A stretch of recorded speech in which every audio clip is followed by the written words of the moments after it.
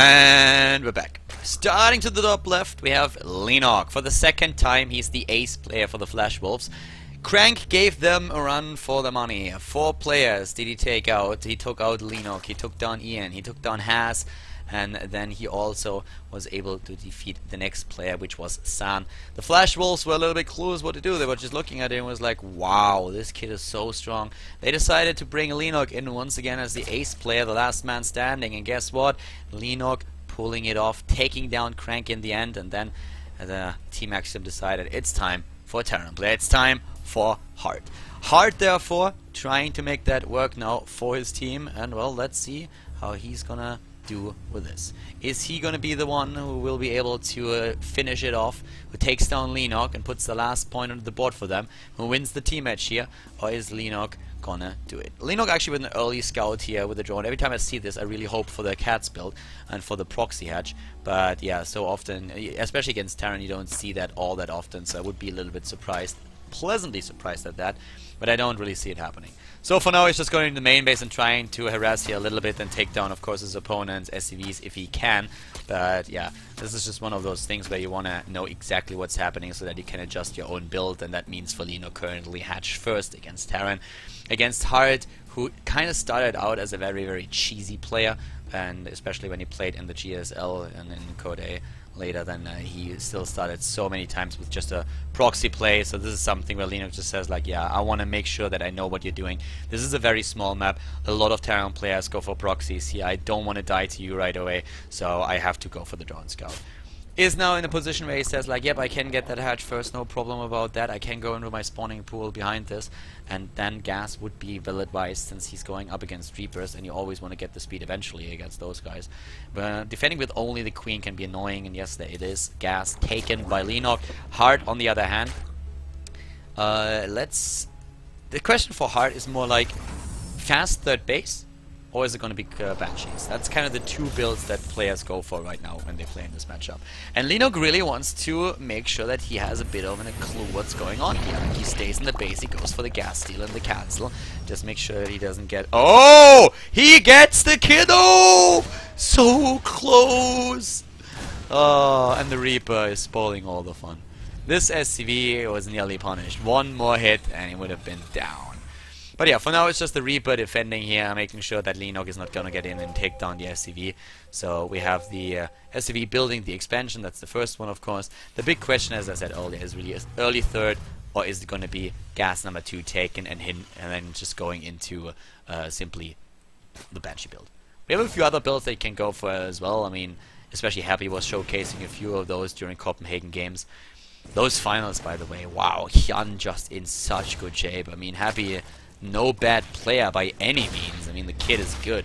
He really had a great run at the tournament, but Jan on that day was so on fire, it was not even close, son. So, right now, to the right side of the map, what we have is the Terran player with the decision to make. We have him with the second gas taken, and it looks more and more like we're going to see those Banshees I've been talking about. On a small map like Habitation Station, you can do quite a lot of this, especially if your opponent takes this space. You have another opportunity to do damage really early on. The Marines here still trying to take on the Overlord. There's our starport, and guess what? That's going to be a tech lab right there. Here we go. Tech lab started.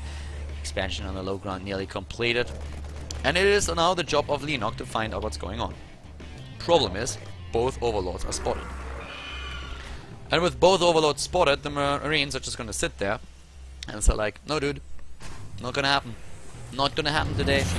You are not gonna see what's going on. But as I said, I realized that the Overlord got close enough to see the second gas, so Leenock knows very well what's going on. If you see that second gas, there are of course a couple of other builds that you every now and then have to face where your opponent is going for something different, but Leenock will get those Banshees. Also one of the reasons why he's currently moving straight into the tech over here. You can see that we of course have speed already taken, but he still goes into a very fast lair tech, and that's simply because he wants to make sure that he has overseers there so that he can scout everything. And for Hard, we have him in a position where he says like, alright, the gist is up, you're gonna prepare. I'm gonna get my Viking first because I want to get rid of all of your Overlords. And I love it when a Terran player does it. Most Zergs are very meticulous about their Overlord spread on the map, and if you have a Viking, you can shut down the entire scouting pattern of them, you can make sure that they don't see the drops coming in, and that is gonna help you quite a lot. So the Viking is... I think I've never seen a Viking that doesn't pay off. At least a little bit. I mean, you are killing 2 overlords at least with Viking. And if you're really meticulous about scouting on the map where there are additional overlords, you can do a whole lot more than that. But yeah, so for now, that works quite well. So looking at this, we have 44 harvesters against 34. Looking to the top left, we have now Leenock with Lynx in the main base. God knows why, to be honest. I mean, he might wait for a drop here. Better safe than sorry, because he doesn't certainly need them down here. Has the queen at the front, and Leenock is just going straight into the spire. And that is a spire so far without the Baneling Nest. Doesn't really need it just yet, and once that is out, at least the drops are not going to be initiated anymore longer. So here comes our Viking with 1 kill. That's all that he... yeah. Trying to go for the assault mode here. The Viking, they wanted to be a hero. The Viking is a little bit like the ugly duckling. Like I mean, first of all, he's ugly as hell. I mean, no doubt about that. I don't think that anybody really thought that Viking were very pretty. But he wanted to be a hero. He wanted to go in assault mode. He wanted to fight with the big boys. With those medivacs right over there. It doesn't really work out for him. And that's where those Zerglings, on the other hand, come into play, since they are in perfect position now to welcome that drop that hit a little bit later, but still. Baneling Nest and Spire. Spire can, of course, then shut down that drop play. But for now, what's being shut down is that Reaper. At least he's going to be chased back. There we go. And our ugly duckling Viking with 2 kills so far. Still looking for more. He's a very eager one. Like, this guy wants blood. He's out for it. There we go. Slings. That's a lot of...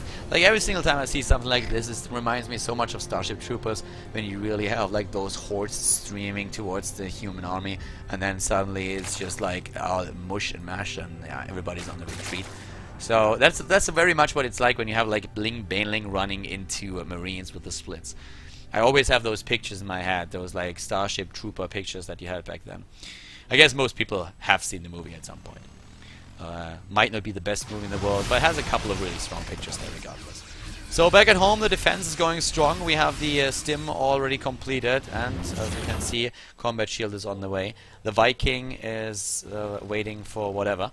And we also have Burrow being used. Leenock is, of course, one of those guys who really loves the Baneling landmines. He's on 3 bases right now, and he knows that on a position like this, a couple of burrowed Zerg Banelings go a long, long way. Or immediately just here, like that's another one that he could use.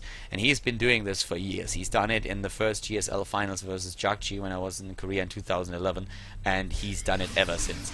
Maybe not on the same scale, but he's just one of those players who really loves those styles, and this made for a couple of epic busts. Yeah, there we are, exactly there. And Leenock is also someone who then uses his Mutalisks if he can. Oh!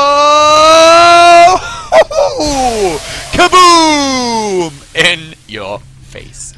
Guys, that was 21 Marines. Leenock, as I said, he's going for it. That was hard shot. That was a bitch slap if I've ever seen one. He got completely blindsided there. Like, he was... This was like not even just a fist hitting him in the face. This was a hammer. Leenock dropped the Baneling hammer there, and hard was. Like, he took it like a man, but in the end, it might be his demise here. The tank already gone, at least one of them. Does he get another one? Nah, he might get rid of that Viking, not for now. Viking actually a little bit of a veteran here with its 2 kills and down to the rat, so this boy has seen some fighting. He's seen action. So we have now more and more upgrades started, and that means especially for the Terran player that he doesn't only have the +1 attack upgrade but also armor on the way. Hart is making his way in, scanning and taking down the creep tumors to repel the creep for now. Ling is going for the reinforcement, and Leenock is really starting to gain quite some momentum here. If you look at the army supply, it might be better for Hart. That Leenock has a very, very strong position in the game anyways.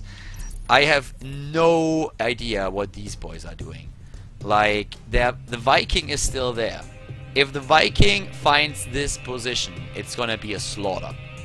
And I have no idea what Leenock is thinking. This move does not make any sense whatsoever. This is, like, Leenock, I have no idea what you're thinking. I hope that doesn't come back to bite you in the ass. Oh. Now, what do we have there? That's certainly no Baneling, okay. Yeah, this Viking is the Viking is probably gonna die. It's probably not gonna matter. But if that Viking moves in there, it's gonna be a slaughter. Nice scan here by Hart. He definitely learned his lesson. Moves in and sees that. So, well, let's see. We spreads his army out there for now, and Leenock, of course, the run buys. He wants to go straight into his opponent's base, but no. There's a siege tank, there are too many marines and the bunker as well. Hard is playing this not bad, not at all. Like, he's really making sure that he has a great position there. He was caught by those banelings a little bit by surprise earlier, but still, that worked for him.